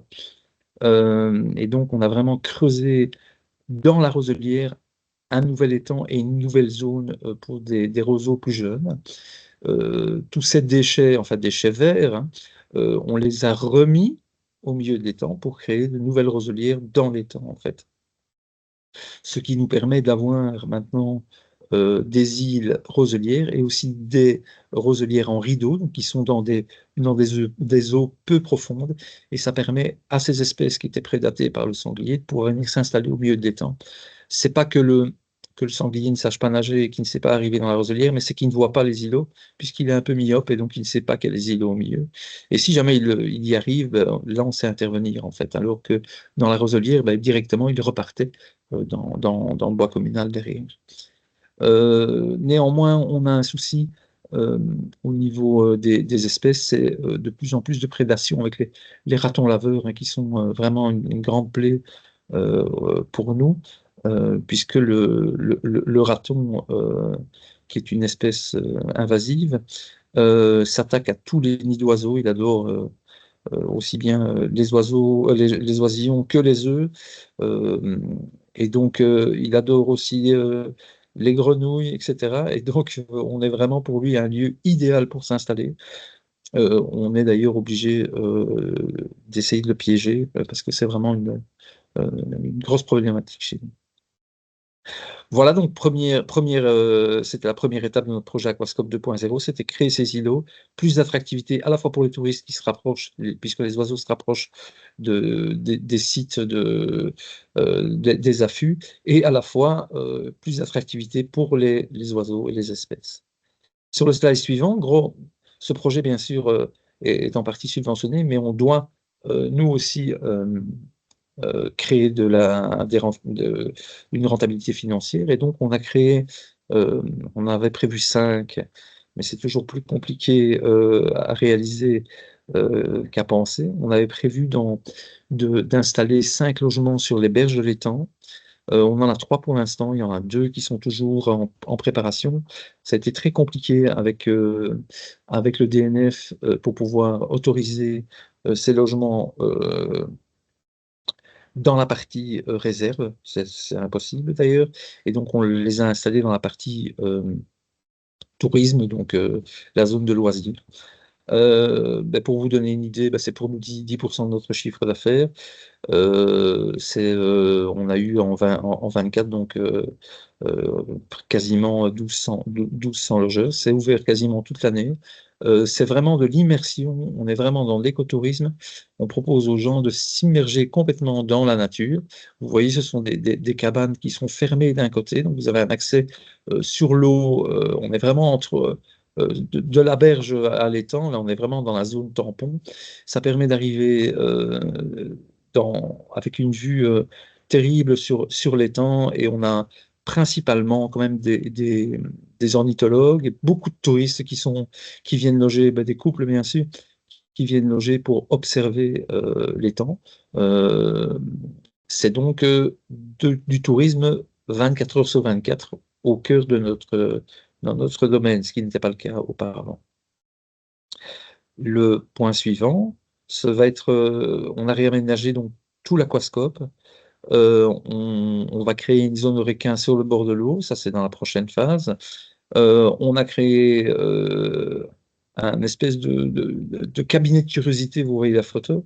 On a récupéré, grâce aux réseaux sociaux et à la collaboration de nombreux chimassiens, toute l'histoire de l'étang. Donc on a une vieille barque qui était sur l'étang, on a des centaines de photos qui ont été prises, des cartes postales de l'époque, etc. Donc ça c'est la scénographie qu'on a refaite pour garder cet aspect touristique du site anciennement Lac de Virel. À l'extérieur aussi, on a refait une partie du parcours. Toute cette nouvelle scéno, tous ces nouveaux parcours sont donc accessibles en chaise roulante.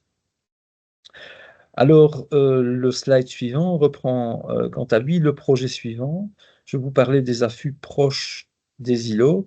Nous sommes en train de présenter au niveau on est en enquête publique en fait. On a un permis d'urbanisme qui est en demande pour la réalisation d'une grande passerelle qui amènerait à un affût central au milieu de l'étang. Ça, c'est aussi pour l'effet WOW touristique. On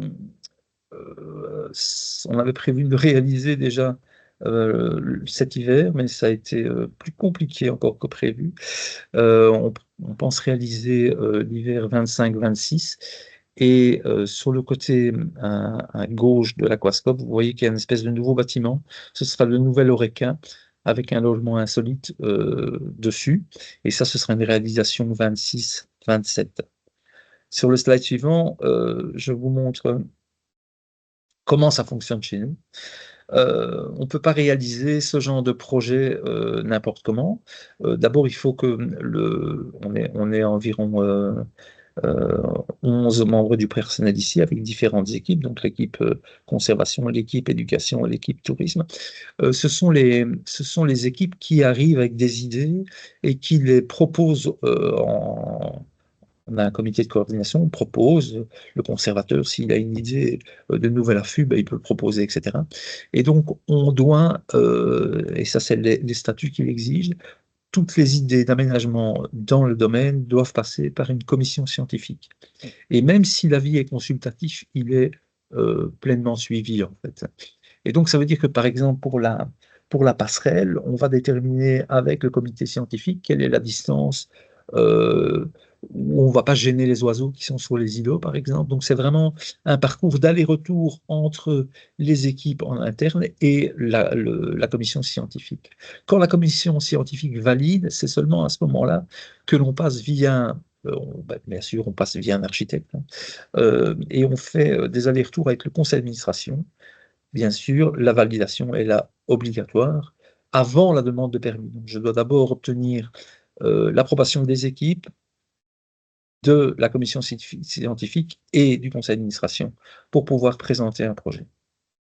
Au-delà, eh bien, c'est la demande à l'urbanisme avec, on en parlait juste avant, la grosse contrainte, c'est le temps. Et donc sur le slide suivant, je présente en quelques mots comment ça fonctionne, puisque nous sommes dans une zone sensible, que ce soit, c'est principalement bien sûr Natura 2000, mais on est aussi dans une zone d'intérêt paysager. On doit, la demande de permis prend 135 jours. Enquête de voisinage, enquête du SPOE, enquête du DNF, enquête du DEMNA parfois, bien sûr l'avis de la commune et l'avis du fonctionnaire délégué. Alors, pour chacun des projets que j'ai présentés, donc les îlots, les cabanes, Aquascope 2.0 et la passerelle, pour chacun de ces projets, nous avons essuyé un refus, systématiquement. Alors, je pense que tous ces organes sont nécessaires et donc on ne peut pas faire n'importe quoi, n'importe où. Et donc à chaque fois, en fonction d'un avis défavorable, qu'est-ce que l'on fait? Ben, on doit effectivement parfois donner un complément d'information, par exemple une étude d'impact, hein, on doit parfois modifier le projet, ce qui a été le cas pour les cabanes. Et aussi pour les cabanes, on avait créé un règlement d'ordre intérieur, donc c'est imposer aux touristes un respect de certaines règles. Donc ils signent un ROI en disant qu'ils ne mettront pas de musique sur la terrasse, qu'ils sont sur la terrasse pour observer, qu'ils ne vont pas commencer à chanter à tue-tête, ce genre de choses, pour que les cabanes puissent fonctionner sans déranger sur le site. Mais vous comprendrez vite que quand vous avez une demande de permis refusée, vous devez le représenter et donc pour obtenir un avis favorable du fonctionnaire délégué, vous devez redéposer votre demande de permis et vous êtes reparti pour à peu près 135 jours de dossier. Donc ça veut dire que pour chacun de ces dossiers, je vous disais, on pensait plier le dossier en moins de 5 ans, et à mon avis, si on arrive dans les 10 ans, ce sera pas mal. Ce qui pose problème, bien sûr, parce que au-delà du retard d'agenda, hein, c'est les coûts. Hein, les coûts que vous aviez estimés en 2017 ne seront vraisemblablement pas les mêmes coûts qu'en 2027. Hein, et puisque cette indexation, elle est importante, et bien, en fait, quand vous avez un projet, vous ne réalisez pas l'ensemble du projet parce que vous avez moins d'argent que prévu. C'est extrêmement chronophage, on en a parlé précédemment aussi, donc il y a toujours une ou deux personnes qui travaillent sur ces dossiers. Alors, ce qu'on fait maintenant, c'est qu'on essaie d'intervenir en amont auprès de l'administration. Donc, ça veut dire qu'avant de présenter le projet, on fait une pré-présentation du projet, entre autres DNF, pour avoir un premier avis. Parce qu'effectivement, on ne pense pas à tout, malgré les équipes, malgré la commission scientifique, malgré le CA. Il y a des choses peut-être auxquelles on n'a pas pensé, et donc on essaie d'y répondre, c'est principalement avec le DNF, on essaie d'y répondre avant de déposer la demande de permis, ce qui permet d'un peu d'éviter les avis défavorables nets. Voilà, sur le slide suivant, on s'était dit, et c'était une demande du DNF principalement pour les îlots, on s'était dit, mais quel va être l'impact de ce tourisme, même si c'était dans la zone touristique, sur la gestion de la réserve. Il avait donc été demandé par le DNF de faire un point zéro. Tiens, quelles sont les espèces sur le site, etc. On a un très bon suivi, hein, c'est une réserve qui est quand même fort suivie. Donc si vous allez voir sur observation.be, que vous connaissez, je présume, hein, le site d'observation faune et flore belge, on a vraiment beaucoup d'observations continuellement, mais cette année 21, on avait fait un point zéro. On a organisé ce qu'on appelle un bioblitz, hein, à 1000 espèces. Donc, on a demandé à une série de spécialistes pendant 2 semaines de faire un relevé systématique de toutes les espèces et par espèce de tous les individus. Et donc, on est arrivé à des chiffres assez importants. On le voit sur le slide, c'est qu'on avait repéré 1337 espèces sur le site. au mois de juillet. Donc, c'est la période où on a fait notre BioBlitz. L'idée, c'est de se dire, tiens, ben voilà, on a effectivement, principalement, c'est des oiseaux chez nous, mais on a fait en même temps mammifères, reptiles, beaucoup mousse et lichen, on a eu des spécialistes dans tout. Au moins, on a fait un point zéro. Ce qui nous a permis de dire, si on passe au slide suivant, on a ça c'était sur 24, et vous remarquerez directement qu'on a quasiment doublé, j'exagère un peu, dans toutes les espèces, on a, et principalement les oiseaux, le pari est réussi puisque on a doublé le nombre d'espèces par mois sur le site. Ça veut dire qu'on a de nouvelles espèces d'oiseaux qui sont venues s'installer, principalement sur les îlots et dans la roselière. Et en nombre d'observations de ces espèces, elles sont de plus en plus présentes, même l'hiver, et il y en a de plus en plus.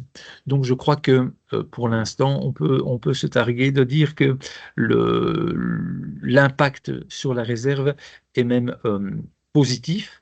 On verra par la suite si c'est toujours le cas, mais on est assez confiant. Ce sont là les chiffres de 2024. Ceux de 2025 viennent de commencer depuis maintenant 2 mois.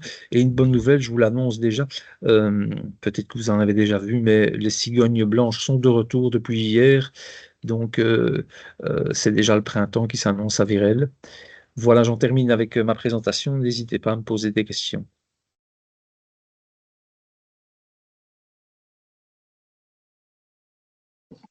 Merci beaucoup pour cette présentation complète et vraiment très claire. Tellement claire qu'il n'y a vraiment pas de questions. Il y en a une qui est arrivée juste là maintenant. Par rapport à la création d'aires de bivouac, donc c'est aussi un sujet sur lequel on a travaillé ici au niveau de la fédération et qui a déjà fait l'objet d'un webinaire. Est-ce que vous envisagez d'installer des aires de bivouac sur le site? Et si oui, comment seront-elles gérées? Je vais vous décevoir, mais on en a désinstallé une. En fait, nous avions une aire de bivouac on est sur le tracé de la grande randonnée, la grande traversée de la forêt de Chimay.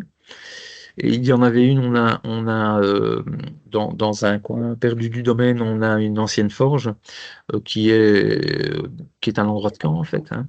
Et dans une prairie à côté, on proposait le bivouac sur cette balade et on a dû la retirer. Elle a été déplacée par le DNF à peu près 2 km parce que nous avions comme problème, on en a parlé dans la présentation de Charlotte, nous avions ce qu'on appelle les fêtards, on était juste à côté de la route.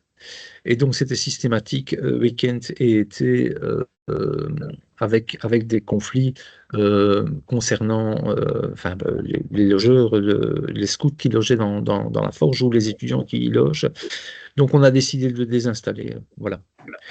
Donc, on a du logement, on a un endroit de camp, on n'a plus d'endroit de bivouac. Ok, merci. Et une autre question qui vient d'arriver, parmi les espèces, j'espère pas d'espèces invasives, ou s'il y a des espèces invasives, comment est-ce que c'est géré de votre côté? Ben, il y a des espèces invasives, vous savez, que ce soit l'oued d'Égypte ou la bernache du Canada, je pense qu'on n'a pas beaucoup la main mise dessus, même si il y a aujourd'hui des gens qui les chassent et qui les tirent. Nous, on arrive juste à gérer la nidification, donc ça veut dire qu'on va trouer les œufs, hein, quand ils sont installés sur des îlots, par exemple, on va trouver les œufs pour les empêcher de se reproduire sur le site, mais de toute façon, c'est un problème européen maintenant, hein, donc on n'arrive pas à gérer ça. Qu'est-ce qu'on a comme un autre invasif? Je vous ai parlé du raton laveur, et ça, on le piège. Euh, on a 3 cages, pas toute l'année, mais en période de nidification, c'est clair et net, on n'a pas trop le choix. On les euthanasie. On est vraiment, pour vous donner une idée, sur 2024, c'est 15 ratons qui ont été euthanasiés. Voilà, le ragondin ne nous gêne pas trop. On le laisse. Voilà. Ok, merci. Et une dernière question qui arrivait sur l'aspect payant du site. Est-ce Ah que oui, là, j'ai vous pas avez abordé, j'ai des pas abordé. précisions? Donc, la SBL, en fait, Virel, enfin, c'est une SBL qui doit fonctionner. Elle est en partie subsidiée, mais c'est très, très léger. On a une aide au niveau de l'éducation, des animations, hein. Donc, on a une petite aide puisqu'on a une réserve. Mais pour le reste, on doit se débrouiller pour faire tourner la boutique, comme on dit. Et donc, il y a une entrée payante en fonction de différents publics. Donc, vous avez une entrée, je crois qu'aujourd'hui, c'est 10 € l'entrée pour aller visiter la partie touristique. Il y a plusieurs affûts, il y a un parcours extérieur. Et vous avez des tarifs de groupe lorsque vous allez dans la réserve. Donc, si vous voulez visiter avec une école ou avec 10 copains la réserve, eh bien, on a un guide et vous avez un forfait à payer pour pouvoir le visiter. Autre chose payante, ben, vous avez les logements insolites qui sont bien sûr payants. Voilà, donc effectivement, toute entrée chez nous n'est pas spécialement payante, mais principalement elle est payante. On garde néanmoins une partie Oreca et pleine de jeux, et aussi une petite zone d'observation, puisque de ce côté-là, il y a une zone d'observation gratuite et pour les chimassiens et pour les touristes qui se disent, tiens, on irait bien voir les temps de Virel et qui n'ont pas envie spécialement de faire les 2 kilomètres de balade extérieure. Ils veulent juste regarder l'eau, ben ça c'est possible encore. Ok, merci beaucoup. Je ne sais pas s'il y a plus de questions. Je pense qu'on peut, vu le timing, peut-être passer à l'intervention d'Adrien de la réserve de Furfond. Oui, tout à fait. On peut y aller. Pour le slide, je ne sais pas si vous préférez que je le partage ou le faire vous-même. Tu peux essayer de le faire toi-même et si ça marche pas, on partage. C'est plus simple Alors, pour la je fluidité. vais essayer ça. Partager.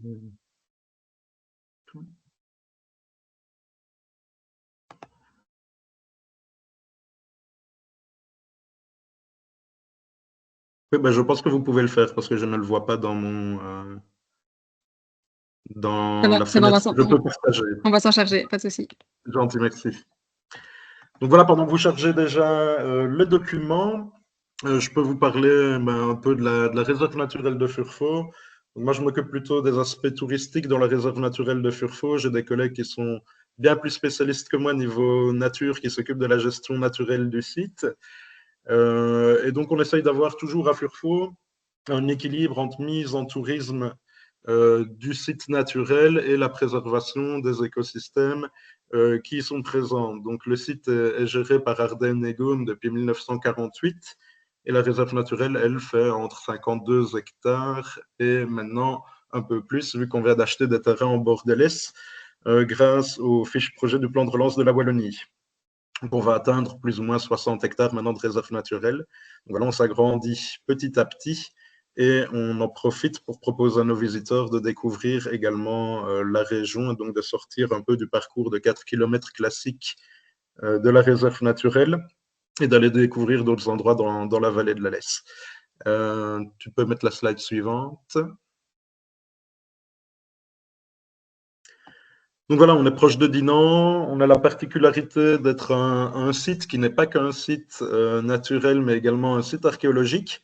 Ça amène certaines contraintes au niveau de la gestion et au niveau des demandes de permis, etc. Je vais vous en parler plus tard parce qu'on gère également un nouveau projet de revalorisation de la réserve naturelle. Et donc, au niveau de ce qu'on peut y trouver, donc pas mal de grottes, pelouses calcaires, érablières de ravins. Également, on est au bord de l'Est, donc des plaines alluviales. Donc voilà, au niveau des milieux qu'on y rencontre, c'est assez riche. Et donc, un des enjeux majeurs, comme je le disais, via le projet qu'on est en train d'y faire, c'est d'augmenter la qualité de visite et réduire la pression sur le milieu sensible, car comme plusieurs sites, on a connu une forte affluence à la sortie du Covid. On était plus ou moins dans les 40 000 visiteurs annuels et qui était très mal répartis en termes de gestion des flux. Donc, ce qui nous a forcé un peu à prendre différentes décisions que j'expliquerai un peu plus loin. On peut passer à la slide suivante.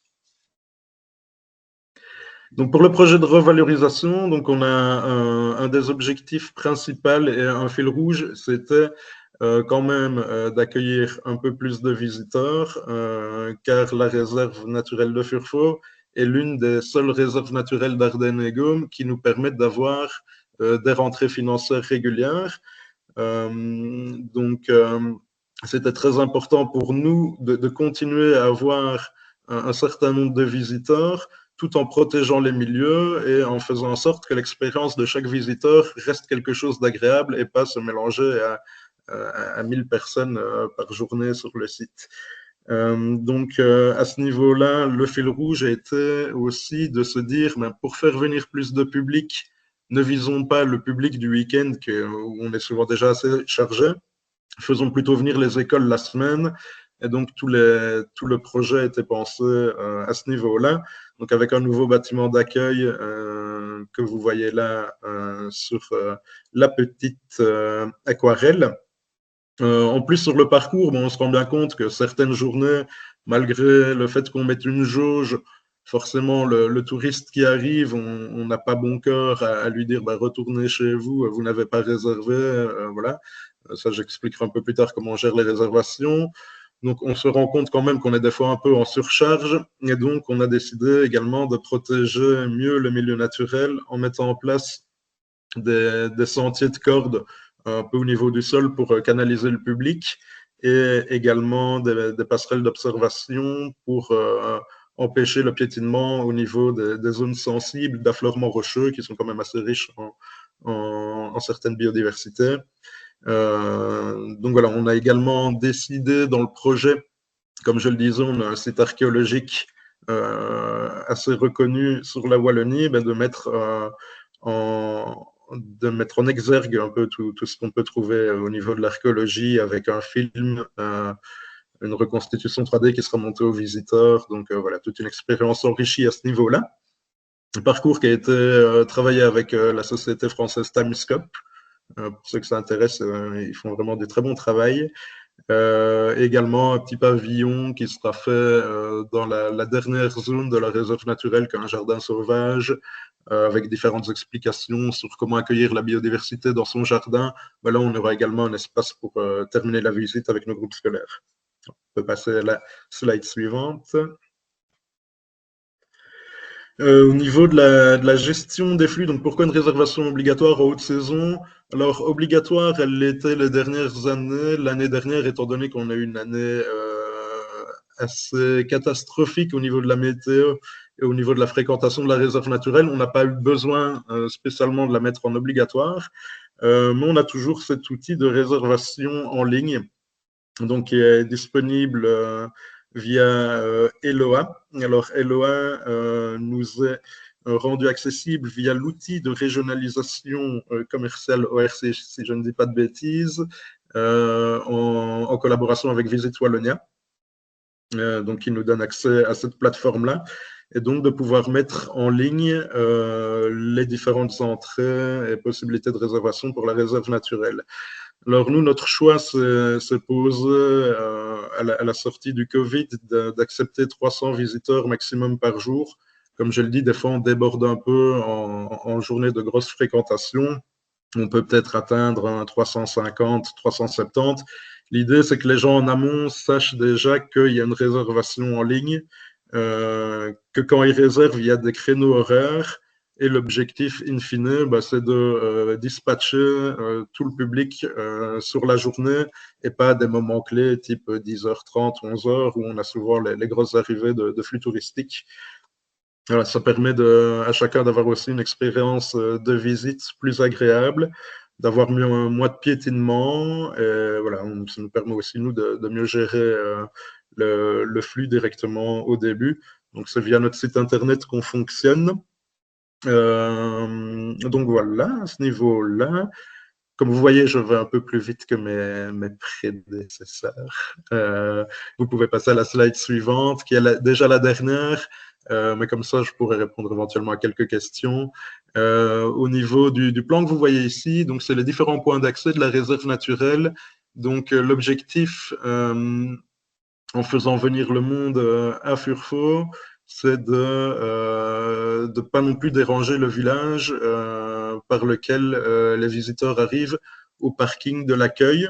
L'idée, c'est d'utiliser différents parkings en extérieur de la réserve naturelle, dont le parking de Gendron avec des accès à pied, et depuis également la gare de Gendron, donc l'accès est possible à la réserve naturelle directement à pied.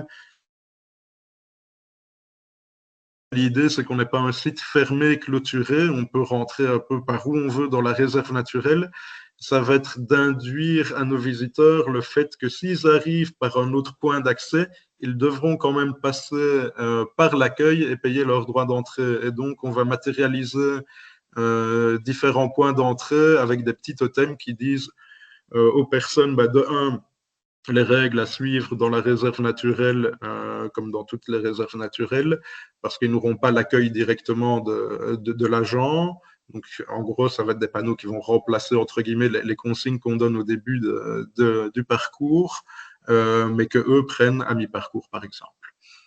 Donc, pour le projet, pour un peu revenir dessus, comme je disais, la particularité du site de Furfo est qu'on a un site classé au niveau du patrimoine, et donc en plus, comme contrainte que les précédents partenaires ont expliqué, on rajoute la WAP et des réunions du patrimoine qui sont assez lourdes aussi. Et donc, voilà, ça prend beaucoup de temps. À la base, le projet qui est financé par le plan de relance de la Wallonie devait se terminer en 2024. Et donc, on a dû, assez tôt dans le projet, un peu tirer les sonnettes d'alarme au niveau du SPW pour leur dire que ce ne serait pas réalisable dans ce délai-là et que donc on demandait une prolongation des délais. Voilà un peu pour tous les sujets pour Furfo. Je vais répondre aux questions alors si vous souhaitez. Juste avant de lire les questions du chat, en fait, peut-être juste remettre la carte pour que tu situes en fait où se trouve parce que du coup, on n'a pas vraiment parlé zonation. Situes, oui, la dernière. Donc, quand tu situes en fait où se trouve la zone accessible aux touristiques et la zone non touristique, mais je vais peut-être prendre. Voilà, alors la zone touristique, donc on voit tout l'espace en bleu qui est en fait la superficie de la réserve naturelle auquel se rajoute, mais là ce n'est pas visible encore sur ce plan-là, les terrains de l'autre côté de la Lesse qu'on vient de racheter. Et le parcours se trouve en sombre, donc entre l'accueil, la Flobette, et forme une petite boucle d'un peu moins de 4 km. Donc, on fait passer nos visiteurs par différents milieux naturels représentatifs de l'ensemble de la réserve naturelle, donc des grottes, des pelouses calcaires, également en plaine alluviale, érablière de ravins. Donc, ils ont un peu un melting pot de tout ce qu'on peut trouver dans la réserve naturelle. Et la partie alors plus à gauche de l'écran, elle n'est pas du tout visible par les visiteurs, hormis en cas de visite guidée. C'est une autre pelouse calcaire qu'on appelle entre nous réserve intégrale, même si elle n'en a pas le statut. Et donc voilà, toute la zone au centre et même sur les côtés du parcours ne sont pas accessibles non plus au public, vu qu'on le cadre directement sur le circuit. Le circuit où en plus on a mis un sens de visite justement pour permettre, pour éviter les croisements de public et donc qu'il y ait trop de monde au même endroit à certains moments. Et c'est visitable par contre avec un guide, c'est ça? Les zones qui ne sont pas sur le sentier peuvent être visitées avec un guide, tout à fait. Okay, sur demande. Ouais, c'était juste pour ça. Merci beaucoup, Adrien, pour cette présentation.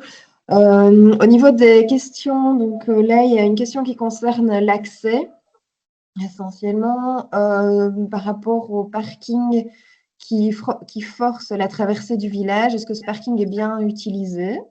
Est-ce qu'il y a une influence sur le commerce local?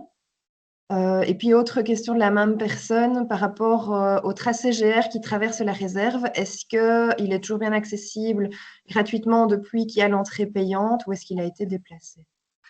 Non, alors pour le parking qui force, entre guillemets, la traversée du village, il n'est pas fort utilisé parce que voilà, les gens ont toujours envie d'arriver à l'objectif.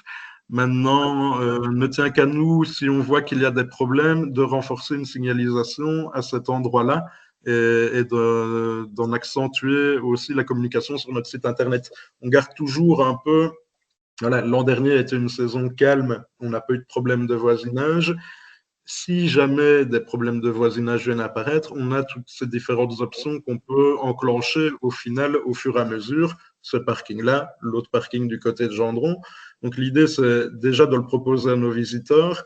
Et si on voit que l'affluence est un peu trop forte, malgré notre jauge de 300 visiteurs, on peut l'induire un peu plus explicitement par différents panneaux et également en le martelant sur nos réseaux sociaux et ailleurs. Il faut savoir également, donc pour le tracé du GR, il passe dans la réserve naturelle, donc en plein milieu de la réserve naturelle. C'est également le point de retour de nos visiteurs. Donc, ils marchent sur le GR, sur des sentiers publics. Il faut savoir que la réserve naturelle de Furfo est propriété de la ville de Dinan. On a un bail amphithéotique dessus.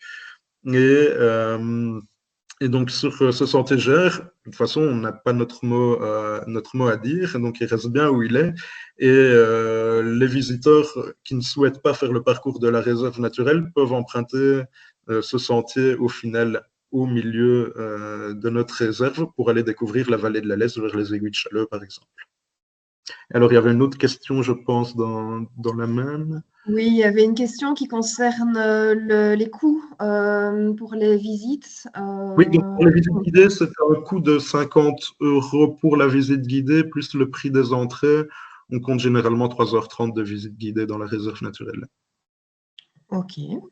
Alors, une autre question qui concerne les kayaks. Est-ce que les kayaks passent par la réserve, notamment par rapport à l'achat de terrain de l'autre côté de la Lesse que tu as mentionné, et quelles sont les implications sur la réserve? Alors, tout à fait. Les parcours de kayak passent du coup maintenant de part et d'autre, enfin au milieu de notre réserve naturelle.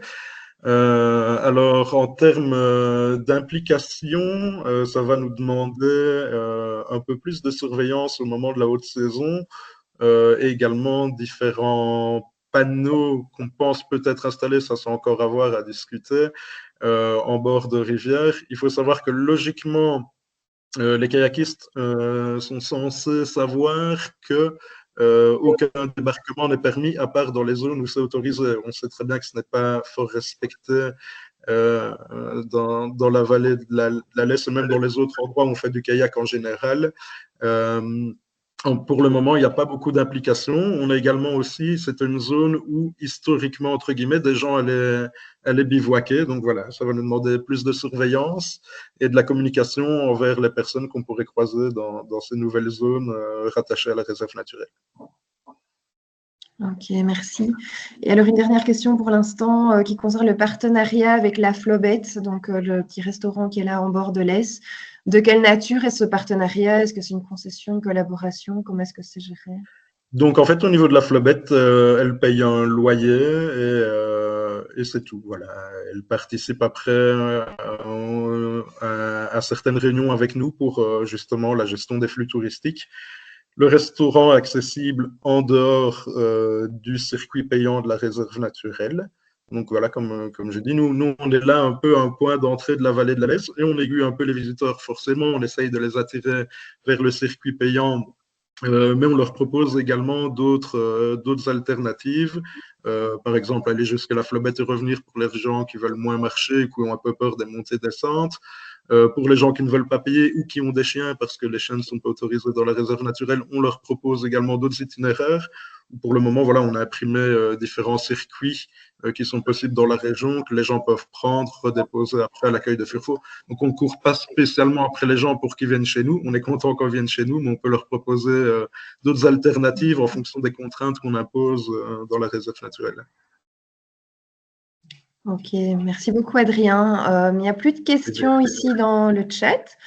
Je voulais juste revenir sur un message qui a été partagé par notre collègue Jérôme et m'assurer que tout le monde l'avait vu. C'est que pour les personnes qui souhaitaient recevoir le cahier des charges ou des exemplaires du jeu suite à l'intervention de Michel Paligot du Parc naturel des Deux Ourques, vous pouvez contacter directement Michel et donc son adresse email est partagée dans le chat si vous voulez la contacter. Merci Michel. Alors, du coup, on proposait en fait en fin de webinaire ici de demander en fait aux participants s'il y en a qui ont des projets actuellement de mise en tourisme de sites naturels, qui souhaitent en faire part déjà, de se signaler et peut-être de poser leurs questions en fait spécifiquement par rapport à leur projet.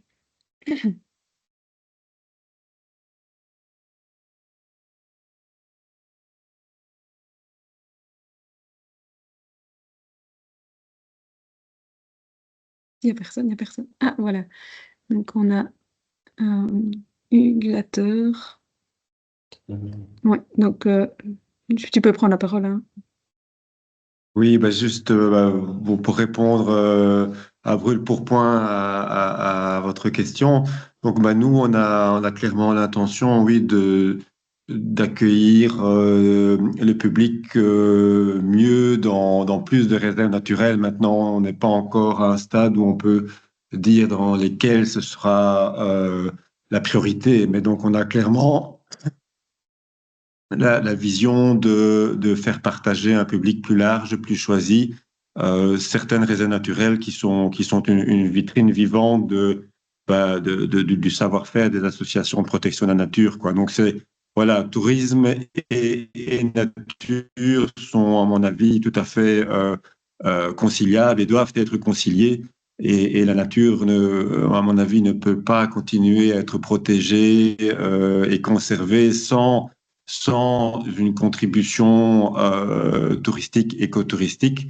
Et par ailleurs, on est dans une région où, par définition, on ne peut pas imaginer de faire du tourisme sans un patrimoine naturel, historique, géologique et autres riches. Donc, ben voilà, les réserves naturelles, les parcs naturels sont clairement ont clairement de grands atouts à offrir à un tourisme de proximité, du slow tourisme, du tourisme de qualité, sans oublier évidemment tout ce qui est éducation à la nature, sensibilisation à la nature, qui peut être très proche de notions de tourisme lorsque c'est organisé de façon éco-pédagogique, avec des bons guides, avec des conteurs, avec des enchanteurs, avec des gens passionnés, quoi.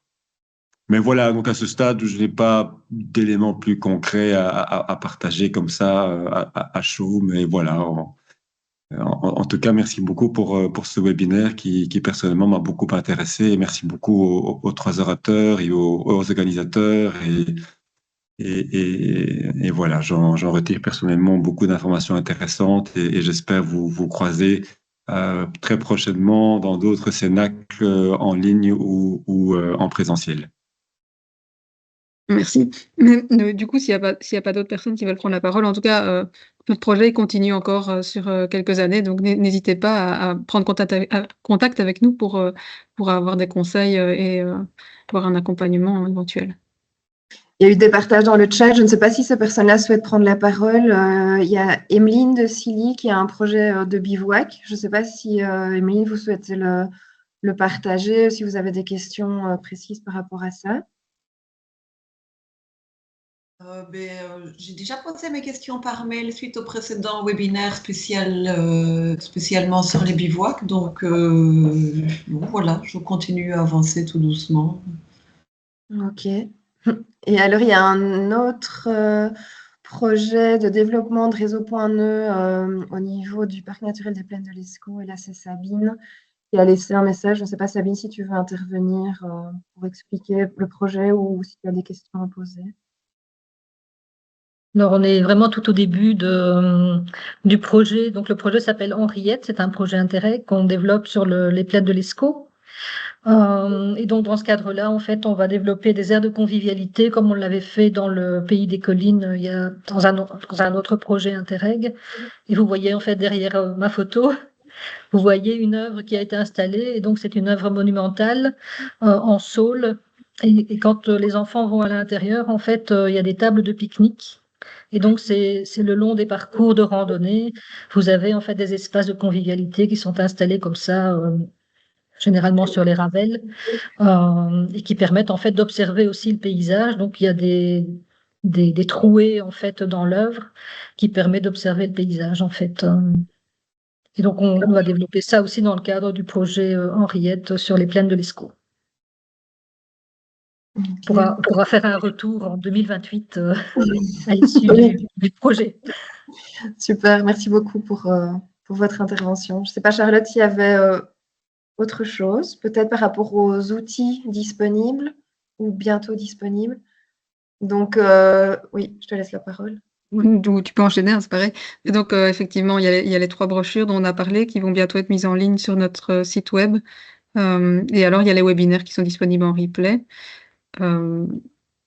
Pour les outils en tant que aussi, donc par rapport aux témoignages, pour illustrer la brochure, il y a des vidéos qui ont été réalisées, notamment à Furfo, à Archie aussi, donc plusieurs témoignages qui vous montrent en images comment on a pu aussi aménager d'autres sites naturels riches en biodiversité. Tout ça est disponible sur notre site, donc www.parcnatureldeWallonie.be. Attendez un peu, peut-être début de semaine prochaine. Là, il y aura aussi le webinaire en ligne et l'ensemble des brochures qui sont en cours de finalisation. C'est vrai, j'ai oublié la capsule vidéo, merci. Et les capsules illustrent d'autres partenaires en fait et d'autres situations de mise en tourisme. Ça peut être intéressant aussi d'aller voir ce qui s'y dit. S'il n'y a plus de questions, on peut s'arrêter là. Et du coup, merci à tous pour votre participation. Merci aux 3 orateurs pour la qualité de leur intervention et la précision des informations fournies. Et voilà, n'hésitez pas si vous avez des questions, des suivis que vous souhaitez qu'on vous accompagne. N'hésitez pas à revenir vers nous. Bonne journée à tous et merci encore. Merci, au revoir.